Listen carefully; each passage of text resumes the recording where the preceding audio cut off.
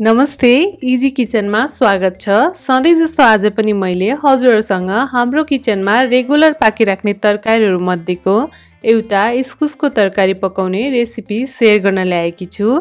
यो चाहिँ बनाउनमा सजिलो पनि छ र चाँडै पाकेर तयार हुने तरकारीहरू मध्येमा पर्छ। सुरु गरौँ यसलाई बनाउनलाई। मैले एउटा कुकर बसाले। अब भने यसमा म 2 चम्चा जति तेल राख्दै छु र थोरै मेथीको दाना पनि राखेँ। हेर्नुस् त मेथीको दाना यतिको ब्राउन भएपछि मैले यसमा एउटा सुकेको खुर्सानी राखेँ। हजुरहरूले हरियो खुर्सानी पनि राख्न सक्नुहुन्छ। अब सुकेको खुर्सानी सँगै मैले प्याज पनि राखेँ यहाँ। अब यो प्याजलाई एकछिन हामी भुट्छौँ। हेर्नुस् त प्याज यहाँ यतिको भुटिसकेपछि अब यसमा म भटमासको दाना राख्दै छु। मैले चाहिँ यो हरियो भटमासको दाना लिएकी हुँ। यदि हजुरहरूसँग भिजाएको चना या हरियो मटर छ भने त्यो राखेर बनाउँदा पनि हुन्छ। यसमा चाहिँ गेडागुडीले एकदमै मिठो स्वाद आउने हुँदा मैले चाहिँ यसरी राखेँ। अब यसलाई यसरी चलाइदिउँ। यसरी यसलाई प्याजसँग हल्का भुटिसकेपछि अब भने यसमा म मसला राख्दै छु। मसलामा मैले यहाँ थोरै बेसार राखेँ। अब भने यसमा अदुवा र लसुनको पेस्ट राख्दै छु 1 चम्चा जति।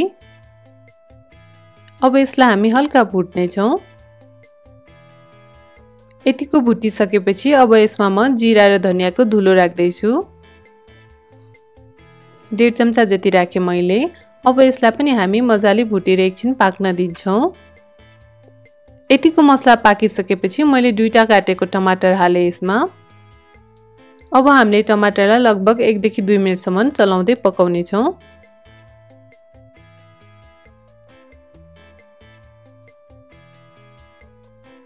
टमाटर यतिको पाकिसकेपछि अब यसमा काटेर राखेको इस्कुसलाई मिसाइदिएँ।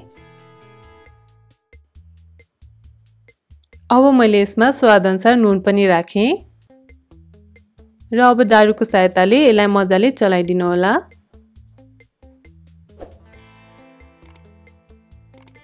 अब यो इस्कुसलाई हामी नढाकिकन 2 मिनेट जति यतिकै भुट्ने छौँ।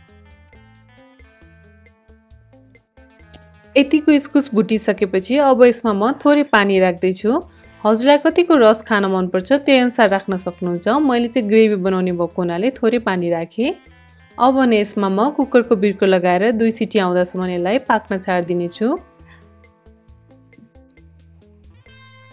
हेर्नुस् त यहाँ 2 सिटी लागि पनि सक्यो र अब म ग्यासको हिटलाई अफ गरिदिने छु र जबसम्म यसको प्रेसर आफै जाँदैन तबसम्म हामीले कुकरको बिर्को खोल्दैनौँ। हेर्नुस् त यहाँ सेलाइसक्यो र प्रेसर गइसक्यो। मैले बिर्को खोलेँ। इस्कुसको तरकारी चाहिँ पाकेर लगभग तयार भइसक्यो। हेर्नुस् त यसलाई मैले यसरी चलाइदिएँ। मैले यहाँ फेरि ग्यासको हिटलाई अन गरिदिएँ र अब यसमा म थोरै रातो धुलो खुर्सानी राख्दै छु। यति खुर्सानी राखिसकेपछि यसलाई हामी चलाउँदै केही बेर पकाउने छौँ र हजुरहरूले अझै ग्रेभी बाक्लो चाहनुहुन्छ भने चाहिँ इस्कुसलाई म्यास गरिदिनु होला यसरी। मैले चाहिँ यो ग्रेभी यतिकै नै राखेँ। मलाई चाहिँ यतिको ग्रेभी एकदमै मनपर्छ। हेर्नुस् त कति छोटो समयमा एकदमै छिटो गरी यो इस्कुसको तरकारी पाकेर तयार पनि भइसकेको छ।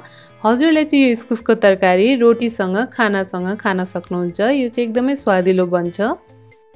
र मैले ग्यासलाई पनि अफ गरिदिएँ। हजुरलाई मैले बनाएको यो इस्कुसको तरकारीको रेसिपी कस्तो लाग्यो?